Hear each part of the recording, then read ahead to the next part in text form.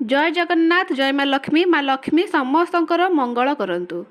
तेबे आज आमर भिडियो जानिबा जे मृत व्यक्तिंकर केउ जिनिस आमे व्यवहार करबा उचित नुहे।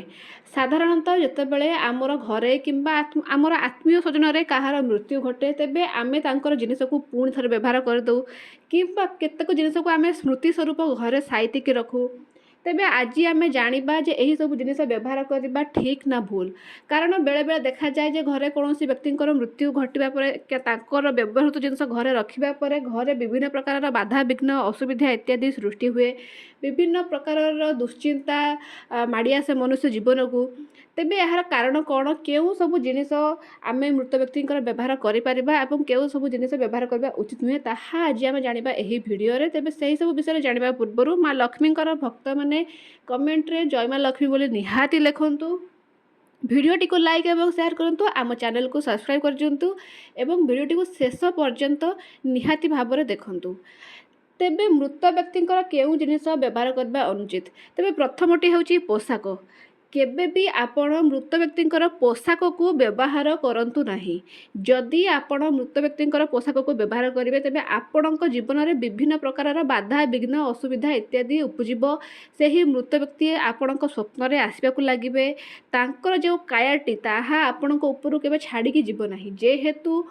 जेहेतु से ही व्यक्ति से ही पोशाक को परिधान करथले एवं तांको मृत्यु पर आपण से पोशाक को परिधान करुचंती तेबे तांको जीवन थिबा समस्त नकारात्मकता एबे आपणक पाखकु चली आसीबो। आपणक जीवन रे मध्ये नकारात्मकता भरि जीवो। विभिन्न प्रकार दुस्वप्न देखिबा आरंभ हो जिवे। आपण जतले सोइथिबे आपनको ठीक से निद हेबोनी एवं विभिन्न प्रकार खराब स्वप्न आपण देखिबे एवं स्वप्न रे से मृत व्यक्ति को मध्ये देखि पारंती। एहा छडा जीवन रे विभिन्न प्रकार बाधा विघ्न भरि जीवो। हेउथिबा कार्य अटकी जीवो। विभिन्न प्रकार आपणकर दुर्भाग्य आपण जीवन को पळै आसीबो।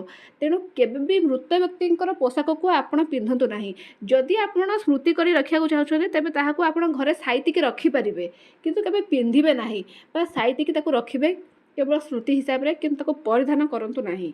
द्वितीयटी हेउची गहना। देखंतु जो व्यक्तिंकर मृत्यु घटी तांकर गहना लोभ थिला बोली से गहनाटी किनिथिले। जेतेबेले आपण से गहना को पिंधुचंती तेबे तांकर आत्मार दृष्टि सब बेले आपणक ऊपर रहिबो। तेबे एही परिप्रेक्षी जतले आपण से गहना को पिंधिबे आपणक जीवन रे मध्ये अनेक बाधा विघ्न सृष्टि हेबो। स्वास्थ्यगत समस्या सृष्टि हेबो एवं भूत बाधा बा भूत प्रेतंकर बाधा मध्ये सृष्टि होई पारे। तेणु मृत व्यक्तिंकर गहना केबे पिंधंतु नाही। तेबे गहना तो बहुत मूल्यवान जिनिस आमे जदि ताको पिंधिबा नाही ताले कोन करबा। तेबे मृत व्यक्तिंकर गहना को आपण सुनारी दुकान रे बिक्री कर दे परिबे। बिक्री कला पर सेथरु जे अर्थ आसीबो से अर्थ को आपण विभिन्न कार्य लगे पारिबे किंतु से गहना को केबे पिंधंतु नाही। कारण सुनारी जतबेले से गहना किणिक निए से ताको सीधा सड़क बिके नाही। से ताको झळई करंती ताको रंग करंती किबा बेले बेले ताको तरळे कि एक नूतन गहना प्रस्तुत करिकि लोकंको बिकंती।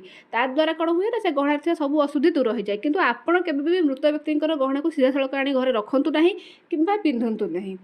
तृतीय जिनसटी होची घंटा। आपण मृत व्यक्तिंकर घंटा को केबे भी पिंधंतु नाही। काहेकि तांकर समय खराब चलीथिला बोली तांकर मृत्यु घटिला जतले सेही घंटा को आनिकि आपण पिंधिबे आपणकर समय मध्ये खराब चलिबा आरंभ हो जिवो। जदि आपण मृत व्यक्तिंकर घंटा को आनिकि पिंधिबे आपणकर समय मध्ये खराब चलिबो। आपणक जीवन रे मध्ये नकारात्मकता भरि जिवो। आपणक जीवन रे मध्ये हेउथवा कार्य सब अटकी जिवो। केबे भी मृत व्यक्तिंकर घंटा को आनी पिंधंतु नाही। एमतिरे भी काहारी जीवित व्यक्तिंकर घंटा मध्ये आनिकि पिंधिबा अनुचित। आउ आपण तो मृत व्यक्तिंकर घंटा को पिंधुचंती तेणु केबे भी मृत व्यक्तिंकर घंटा को पिंधंतु नाही। एही सब छोट छोट कथा मन रखंतु। देखिबे आपणक जीवन में बहुत मंगल घटिबो। आपण मृत व्यक्तिंकर जिनस को साइति के स्मृति हिसाब रे रखि परिबे किंतु एहा को केबे परिधान करंतु नाही। आ गहना को केबे भी साइति के मध्ये रखंतु नाही। ताको तुरंत बिक्री कर दियंतु सुनारी पाखरे। एहा अत्यंत गहना को साइति रखिबा अत्यंत अशुभ होय थाए। एही सब नियम को मानतु। माँ लक्ष्मी आपणकर मंगल करिवे। जय माँ लक्ष्मी।